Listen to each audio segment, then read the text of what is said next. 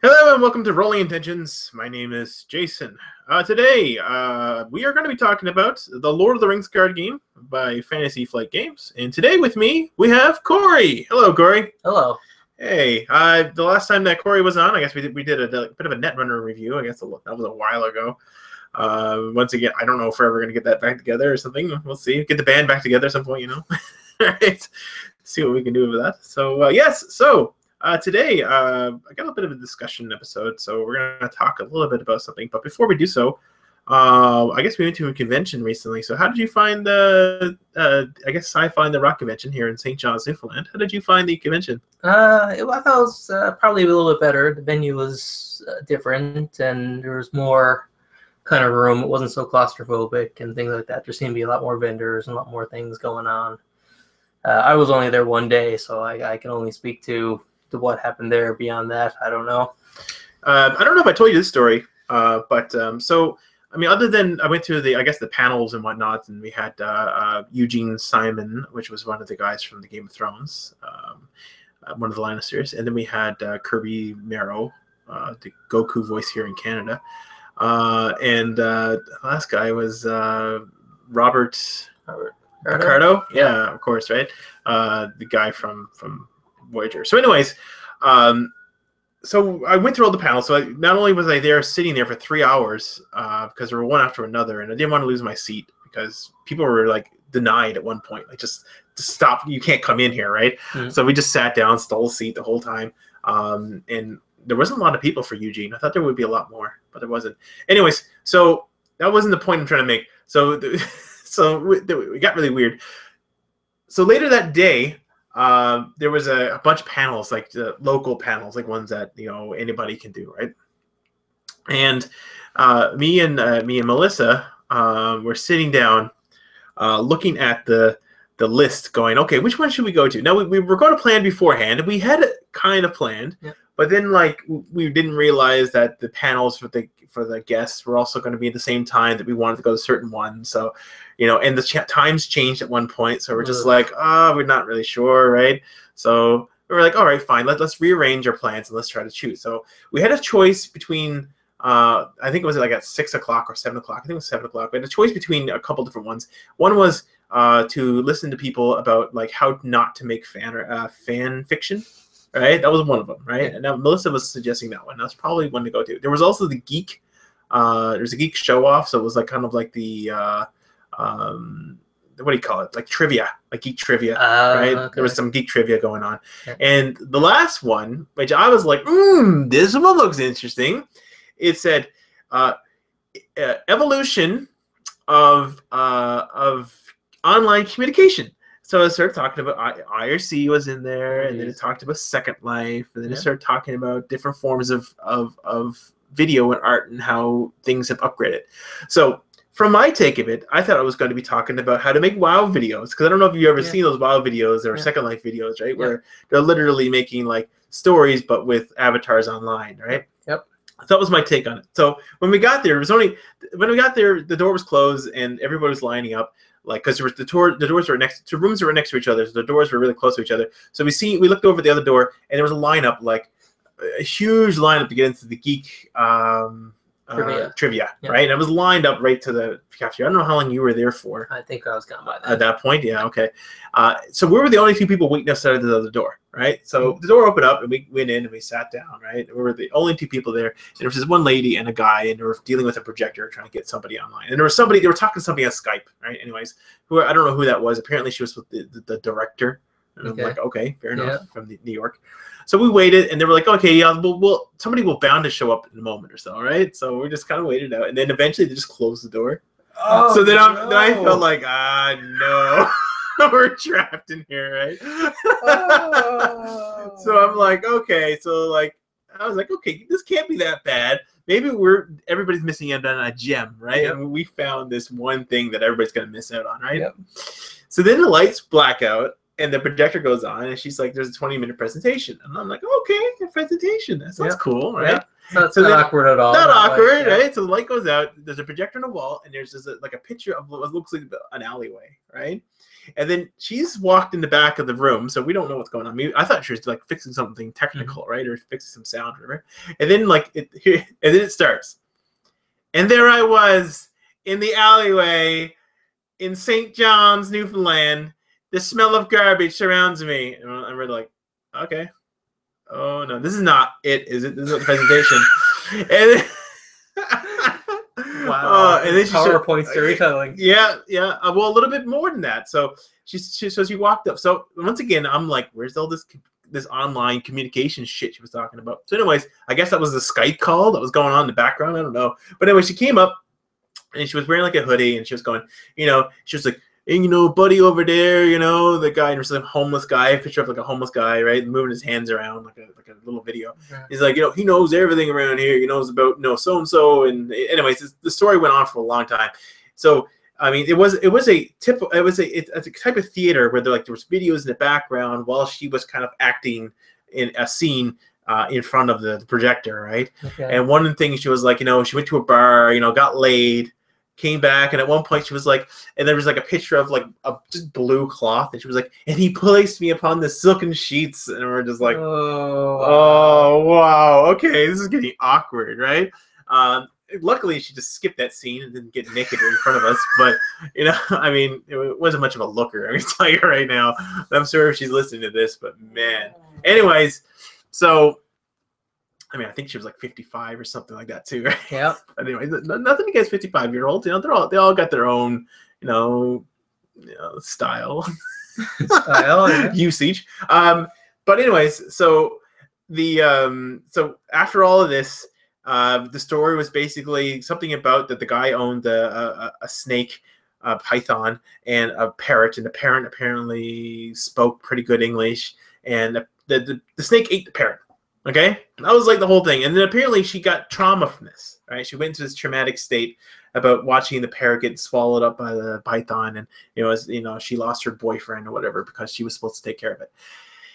So then this is where the whole Second Life thing comes into it. So then apparently she created a world, right? So this is now we're into like this cartoon world where she recreated herself, right? And that parrot and that snake were alive.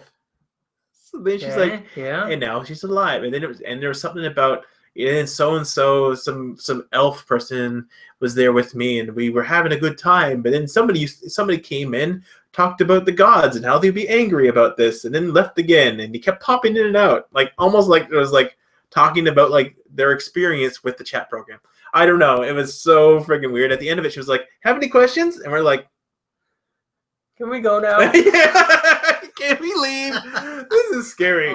However, I had about 20 minutes left, so I asked a whole bunch of questions because I was riddled with them. Yeah. But essentially what it was, and I don't know if you're aware of like this kind of stuff, what she was doing was she was talking about how like she can use these programs like WoW and like these other different things. And I'm sorry guys, I know I'm like way off topic here, but use them as like an art, as in like this is they're your actors, and then you can use them to do up a scene, right? And I'm just like, this is role playing, right? Like that's all you're gonna have to edit this so that when you're talking about all this, it's gonna come up on the screen. Oh yeah, you're gonna have to grab her PowerPoint to put it up here. Oh jeez, I don't know what to. Oh yeah, I'll just add it to the end.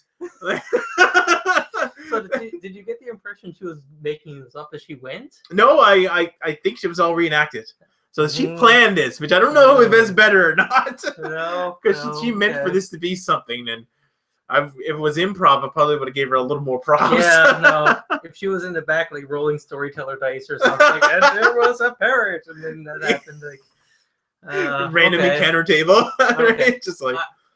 I think you should look at past Sci-Fi on the Rocks and see if she has done this before, and that's why it was just you two guys there, because this was like.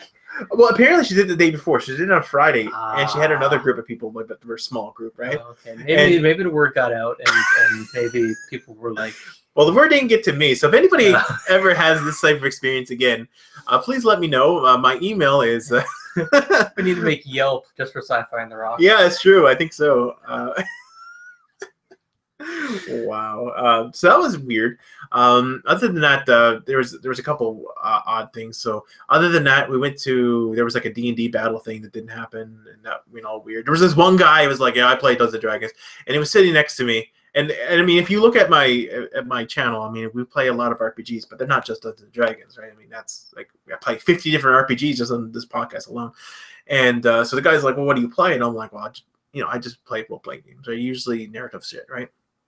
And he's like, oh, okay. So he's like 3.5 or fourth. And I'm like, that's so narrow, right? Yeah. To me, that's like, it's like asking me like, okay, well, I'm just like, well, I enjoy fourth edition, right? Yeah.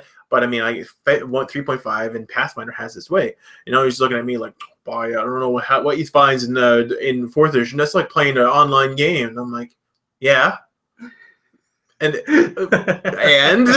that's okay. I don't mind like the idea of playing a paper version of World of Warcraft, right? I mean, right. It is what it is, and it knows what it is, right? But it's just so funny. Like, he's just like an elitist, and he's just trying to talk to me the whole time.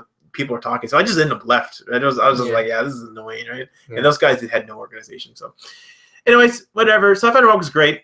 I had a good time, and I've talked about this before. Not about what I just told you, but but I talked about stuff before. Yeah. So, anyways, we're going to talk a bit more about Lord of the Rings, since I have basically brought us off the train. So we're gonna get it back on our tracks, and we're going to talk about a topic that I posted on the FFG forums recently, and it was the actual title of it was refuse to play Spirit Glorfindel. Now, maybe this post would have been better a couple of years ago, like when he was new and stuff. Because right now, I mean, there are so many varieties of different heroes, right? But let's bring him up here. I think he was in Foundation of Stone. He was, yeah. So we got something to look at here. So there he is. So there's Glorfindel, for anybody who doesn't know or is new to the game. He has 5 threat, 3 willpower, 3 attack, 1 defense, 5 hit points. He's a Noldor noble warrior. He's a spirit hero with the text, forced after Glorfindel exhausts to commit to a quest, raise your threat by 1. So the conversation ended up being something a little bit different. It ended up being like, spirit heroes are throw-ins. A lot of the times people throw in spirit because they need to get that extra quest. Now, do you still play with Glorfindel? Spirit Glorfindel? It depends. I find that if I'm playing with 2 really high, but this plays into exactly what you're talking about. If I'm playing 2 really high threat heroes, then rather than throwing a third one in, maybe I'll throw Spirit Glorfindel in. So instead of just taking those 2 heroes and running with those 2 heroes, he'll just be the one for the extra resource. Pretty much, yeah. I mean, and I've done it. I've done the 2 as well. But like I said, it is an extra thing, and it is opening you up to another sphere, and suddenly you got threat control, and you have all the other things that Spirit has if you want to throw it in. But yeah, he definitely is an afterthought. Yeah. So I mean, when we look online, I don't know how many decks I've seen with him in it, and I mean still in it. I mean, he's not a new card by any means, but he just seems like any deck that just wants that. Oh, okay, we'll throw in, we'll make a Gondor deck and we'll throw in, Faramir, and we'll throw in Boromir. And it's like, well, that's 22. If you want to keep that below 30, better throw in, Glorfindel, right? Yeah. Right? When I played a Gandalf Elrond deck, I put him in there just to mitigate all the other problems, right? Now, let's say if like Glorfin Spirit Hero didn't exist. Yep. Who would you throw in next? Well, if he is the solution to having your 2 high threat people, it might be the lore girl that knocks things down. Merland. Yeah. Right. She would be pretty low. She would be a 6 in that case. Yeah. Right. So you would definitely fall to if that's what you're trying to do. You'd fall to the next one, and then that Gandalf Elrond one. Well, Elrond's lore as well. Yeah. So that works out too. Yeah. But then from there you're gonna fall into hobbits pretty much, or something like that. If you are trying to fight starting with a really high threat. Right. He's a really strange character because I mean he came with Light of Valinor in the same set. Yes. So you can quest with him, you can attack with him. So his text box really is only applicable until you get Light of Valinor. Of course, yeah. So it's not even. Yeah. It just requires you to carry more cards to Right. get rid of the box. Now, do you find that they made a mistake by adding Light of Valinor? I'm kind of surprised they put it in the same box. I know they like to do that, like, and I'm glad they do. Except for Firefoot. Yeah, there's a few like that. Firefoot was not in the same box that Aylmer came in, but anyways. Yeah.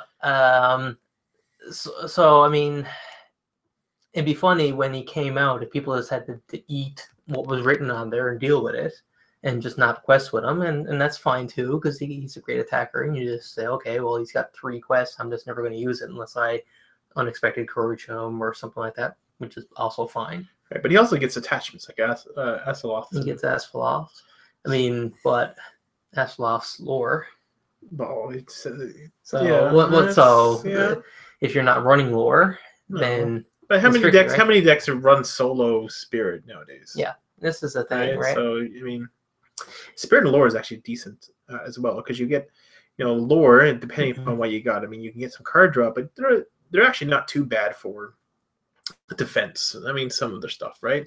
Yeah. Right. Now, what I heard from not specifically FFG, but a lot of people who are very knowledgeable about the game and have been around probably since the beginning, was that he was to fix Glorfindel, which was the lore version of him. Yes, well, he was shit. Yeah, people didn't like him for lots of reasons, and they just wanted to replace him with a better one.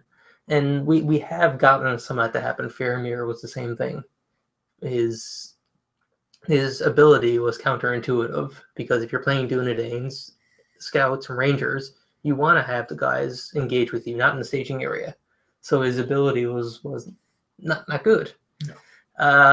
And that's probably why they replaced him so fast. Now, if his threat was 8, would you still play him? I would definitely reconsider it.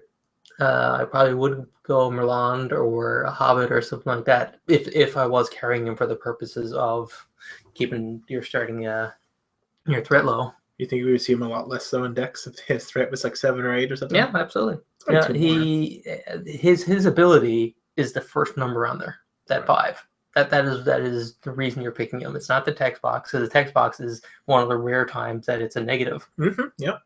I can't think of another hero. No. That their ability is the negative. No. I think, well, no one else has the force ability, I don't think.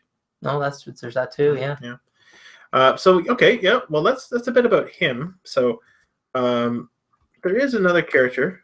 Time to go back here. So I was talking. Flame of the West. I can't wait. There was another quest. Another hero, which brought up some questions as well, and it was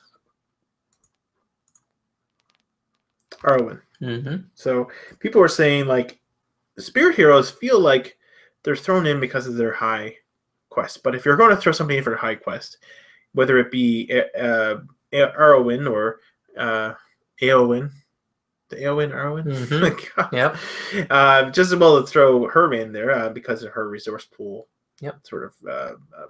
Now she has low threat, so there's not too many. I guess not too many heroes that have a good quest to have a low threat, other than I guess Arwen, Aylmer, Glorfindel, and the only other one I can think about really is Samwise or Sam Ganji, whatever. Yeah. Right. Because even him, I mean, he's got three questing power, 8 threat. He'll be the only other person I think I would throw into a deck that isn't spirit that I would throw in just for the purposes of questing. What's Bilbo's 2? Bilbo's is 2, yeah. Yeah. Okay. Right. So everybody else is 2 or lower. I don't know. Is 2 or 3? Would being one more quest at the beginning, like say if you had a choice between a Arwen or another character that only has 2 quests, negating the ability, would you throw a hero in because they have an additional quest for that starting turn? Probably, because depending on what kind of deck you're running, you might not get allies running very quickly. You might have bad draws. If you're playing weird stuff like Ints, they're not happening anytime soon. So sometimes you may have to go a couple of turns with playing no one is going to help you quest. Mm-hmm. And then if you're going solo, then you gotta defend. So you may be not sending people to quest. So you're gonna want your Galadriels or your Arwens or Eowyn's that are gonna almost count for 2 people. Did you say Galadriel? Yeah. That's very interesting. So that's only if you get the ring there, right? Yeah. Yeah, but that's true though. It's I mean, she's 4 as well. Yep. And she's under 10. So I'm finding like that's the thing. Like there's not a lot of high questers that are outside of Spirit, which I guess that makes sense because Spirit is the questing sphere, right? That are under 10, other than Sam, right? Now Lore doesn't have any. Yeah. Lore has Elrond and the other version of what's his name, Glorfindel, right? The green Glorfindel. We use those. Yeah, one, right? Glorfindel, right? Yep. And I mean, they're all like 12, 13s, right? Yep. So I mean, really high, right? Yep. And I understand that, but I mean, if you break it down though, if you were going to say this sphere is best at questing, best at doing questing, what would you say the best sphere would be? Oh yeah, without a doubt, a Spirit. Without a doubt. Yeah. I'm gonna wonder with that one. Okay, all right. So, long game. Now we're talking overall best for. Okay, Spirit. So you're gonna say leadership? I'm gonna say leadership. Okay, I can see that.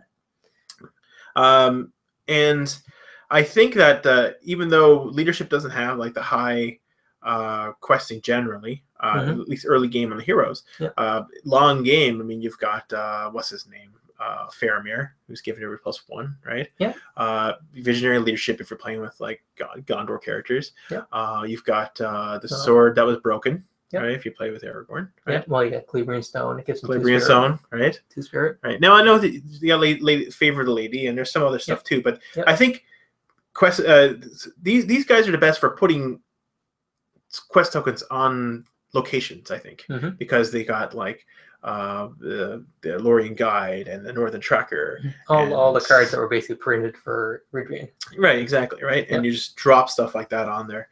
But I mean, I think for questing, I mean that's not gonna. It could help you quest, but I mean, for the most part, it's all about threat versus willpower. Yeah. For the most of the game, right? Yep. And there are some different types of negation or whatever of different cards, but I find like leadership is a little bit better. However, though, lore doesn't. I mean, other than the ints, I can't even see lore having something like that. Is there so? Do you agree like that Spirit sometimes feels like a throw-in because of their or do you think a Spirit sometimes should be a core every time you put it in? You have to. Actually, Robert from Team Covenant did a whole video. It might have been early on into the game, but it's not very recent. And he actually goes through all the 4 factions and talks about, and he's basically, his takeaway was that really there's only 2 things that are happening here: tactics and Spirit, because the tactics are all about combat and they're all about questing. The Spirit lore does a bunch of janky things with card draw and traps and all these different kinds of other healing and things like that, and leadership is your more utility things. I mean, you got Story Gondor it's all about getting a lot of resources, getting resources onto other people and everything else. But it was interesting because he just said really there's 2 types of playing. There's either Spirit or tactics, and the other 2 are kind of like, I don't know. I think his argument basically was if you're playing a 2-player game, you want someone who's all about getting through the locations and one who's dealing with the enemies. And to him, that was tactics and Spirit. Now that was before all the card pool, right? That was. I'd have to check the date and see when he did it. Maybe you look it up or something like that. Yeah. But yeah, I mean, it's not a super recent one, and there's no doubt that the card pool is kind of. I wouldn't want to use the term watered down, but you are getting 3 attack heroes in Spirit now. Oh yes, and you are getting. It's Adrian or whatever. That's who I'm using right now. Yeah. Awesome. And the idea was that if you liked playing Spirit, you can kill someone now and then, right? You can actually play a mono Spirit deck and actually be able to do those kind of things. And that probably if we thought about it, there's probably other cards within certain spheres that to kind of break the mold of what they're usually known for doing. Okay. So you feel like Spirit still has a big important part to play. Oh, yeah, absolutely. I mean, the ability to cancel stuff. I mean, cancel effects. Yep. Threat. I mean, threat is probably one of the main things that cause people to lose the game.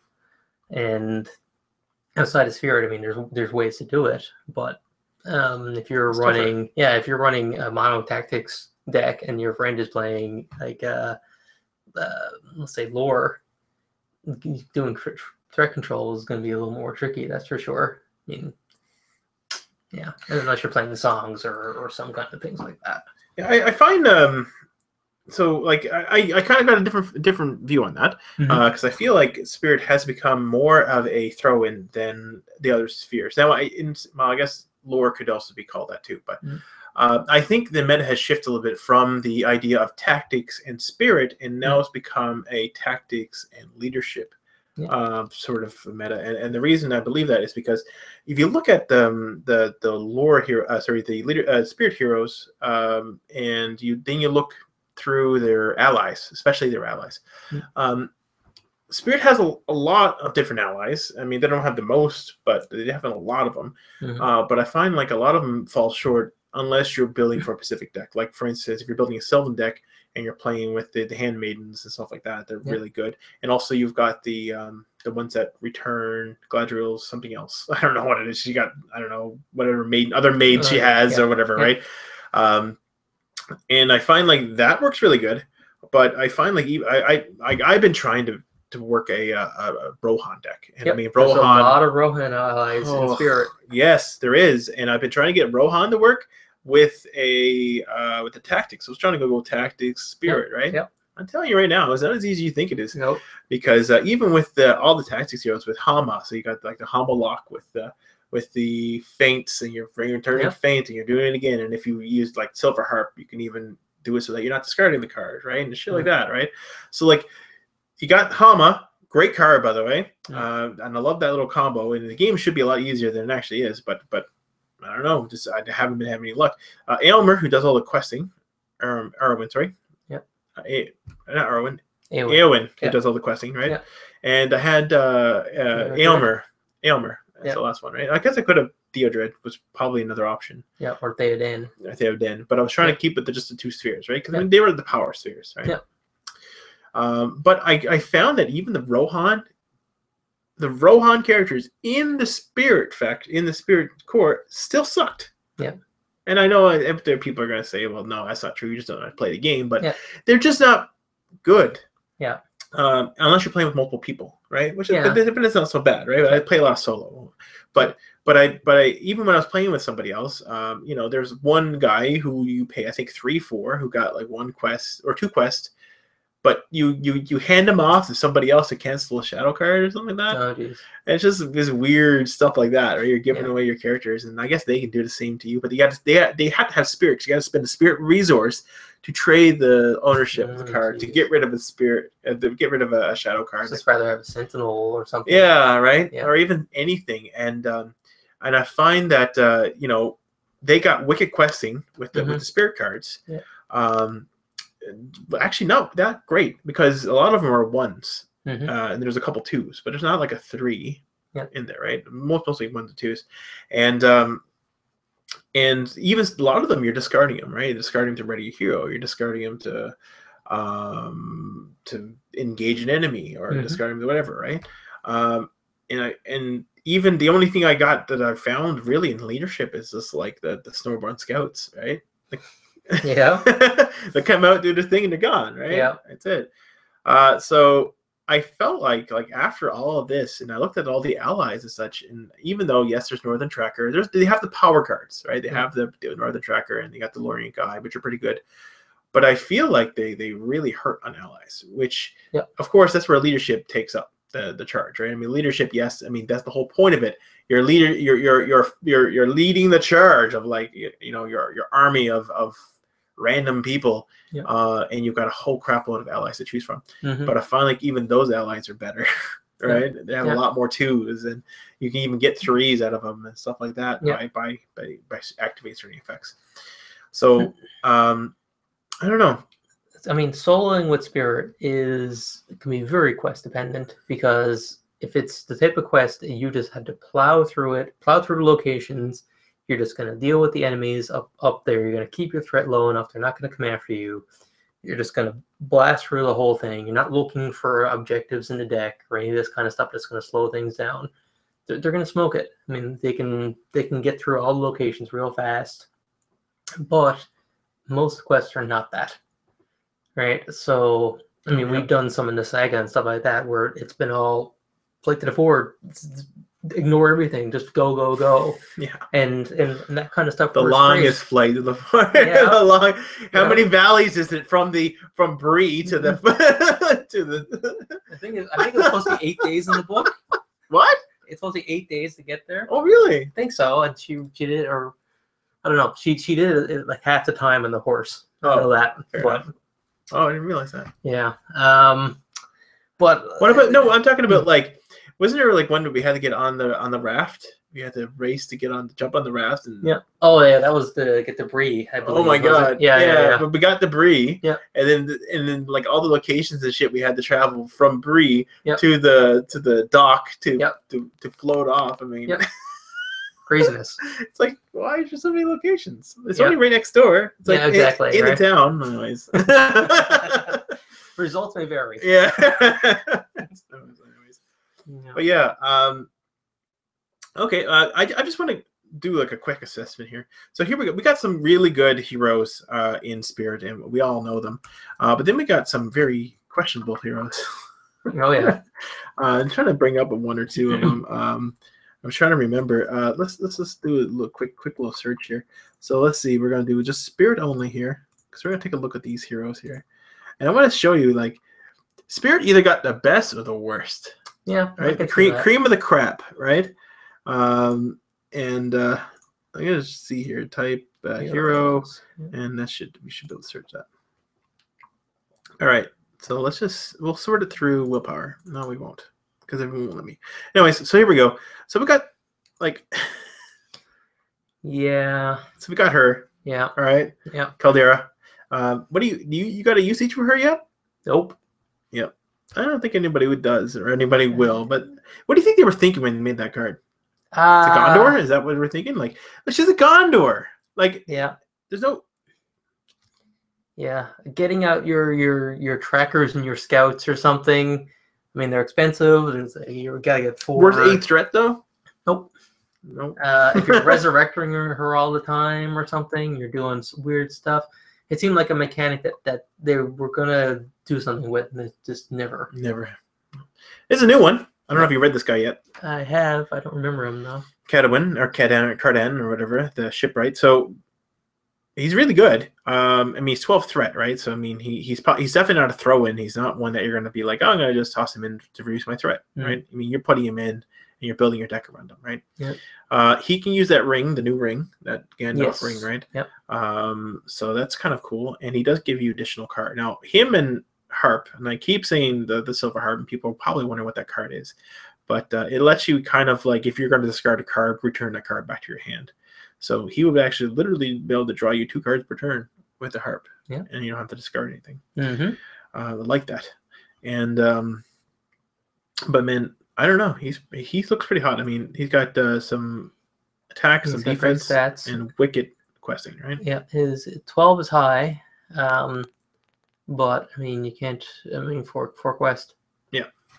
Right. So I mean, that's sort of what I was thinking. Now I want to bring to some crap here. Done here. Have you seen any decks with Done here yet? No.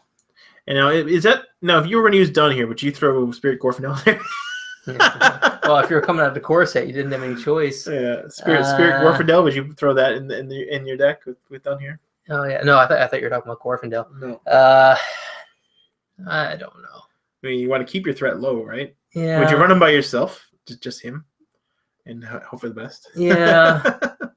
I mean, out of the core set, there was some really bad stuff that used to stick around the staging area, and things like that, and being able to get rid of him. He seemed like he was someone who was made for the core set. Yeah, and it's not that his ability sucks. I mean, it's kind of cool, right? Because you can put a whole bunch of attack on him, but you got to keep people out there.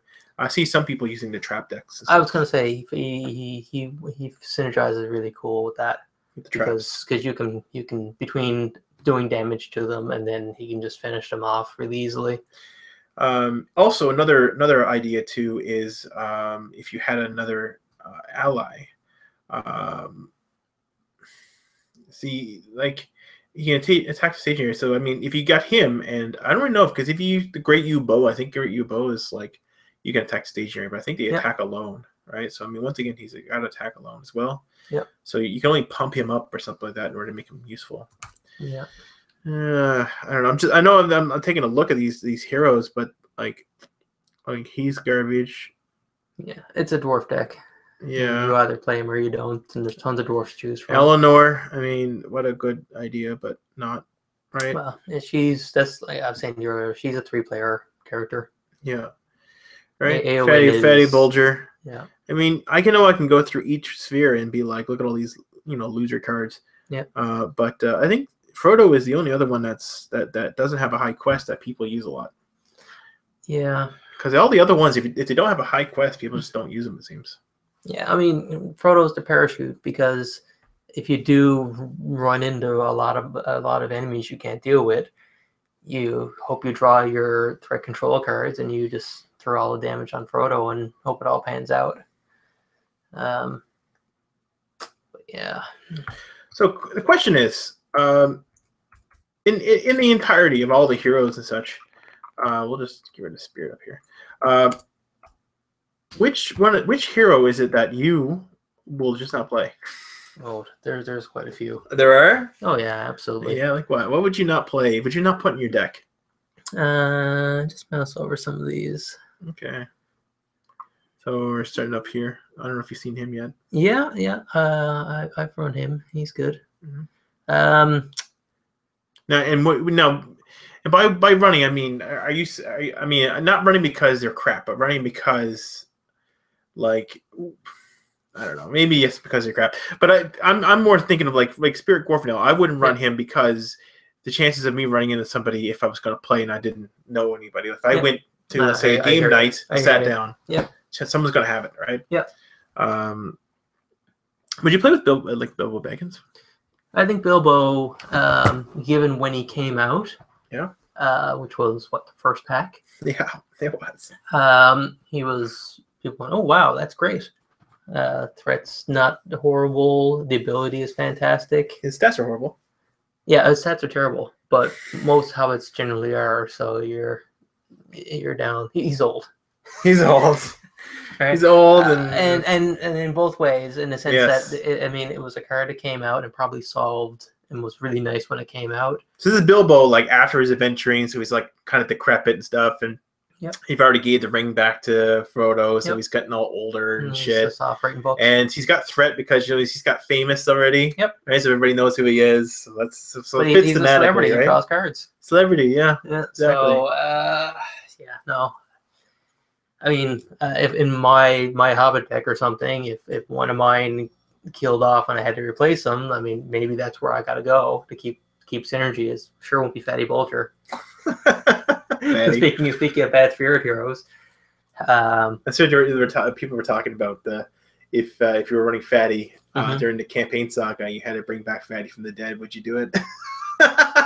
No, because it would be like the Fatty the White, or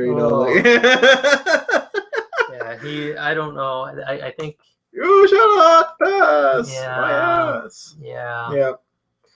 I don't know. It's really kind of strange. I mean, I generally don't play dwarves. I mean, dwarves are people would say probably other than Outlands, probably dwarves are probably the best deck you can make.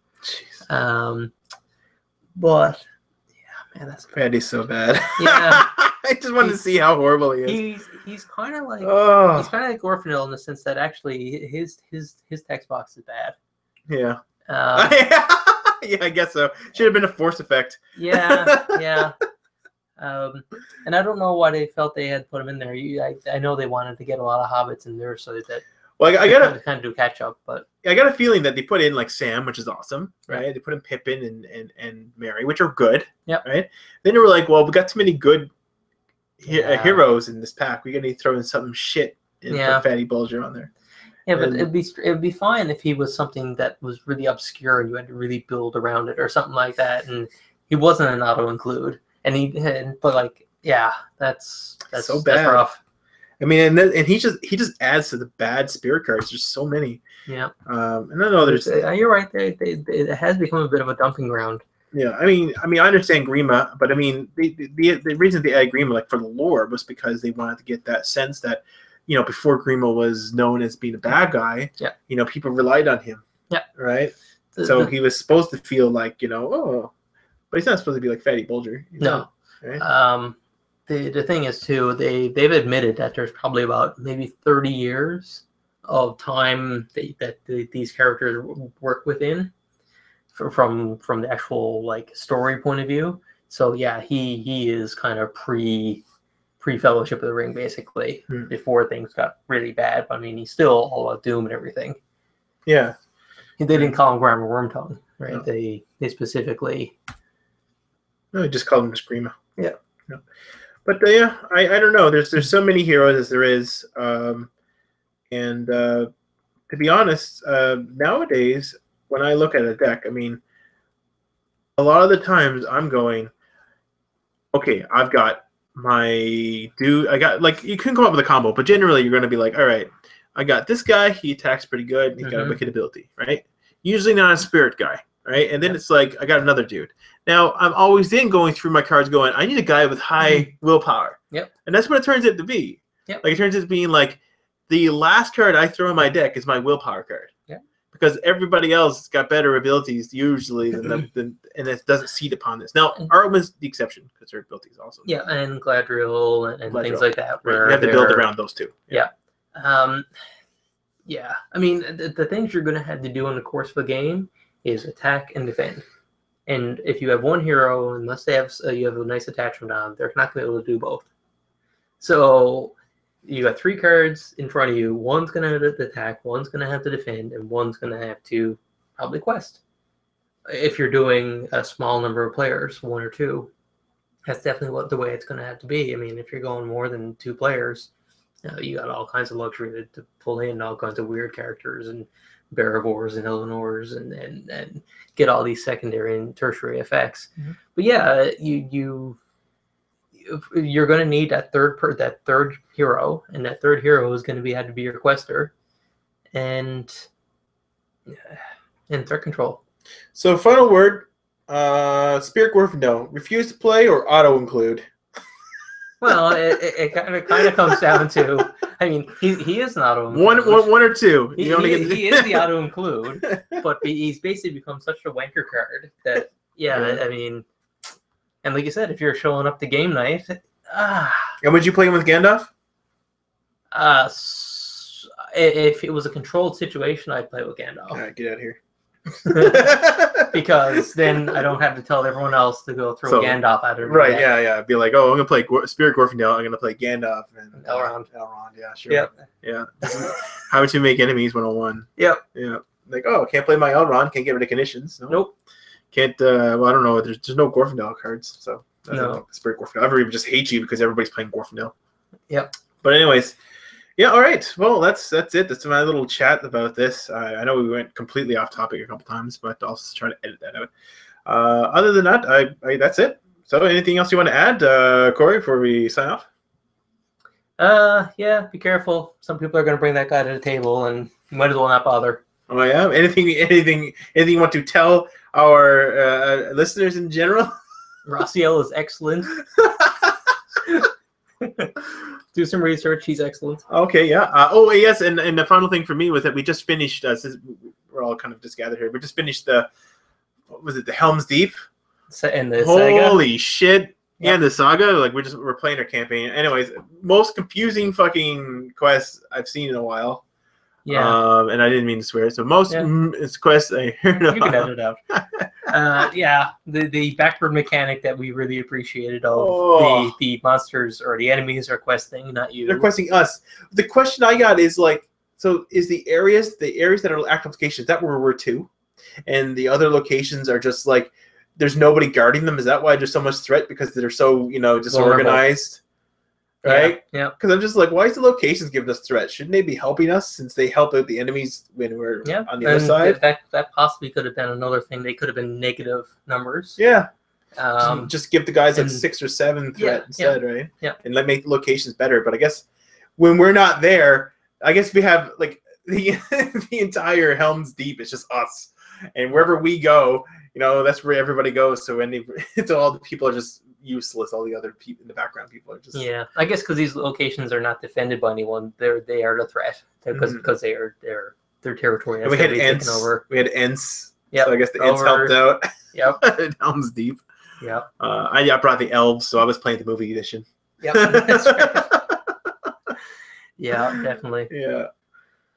Anyways, it was really fun. We ended up beating it second or third try. I'm not sure. Yeah.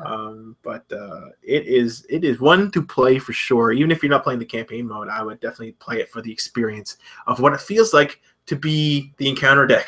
Yep. Basically, the feeling that the encounter, how you're always up against the encounter deck. Just imagine that you're the encounter deck, and that the orcs are the heroes, and that you're the bad guy.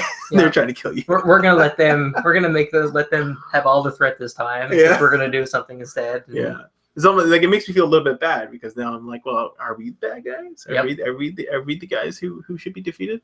But anyways, all right. So that's the end of that. Thanks, guys, for listening. If you want to check us out, go ahead and go to the YouTube channel. We got a bunch of other stuff there. I have a solo progression series that I've been doing for a while, and I guess other than that, check out some of the other card stuff I did, such as for beginners.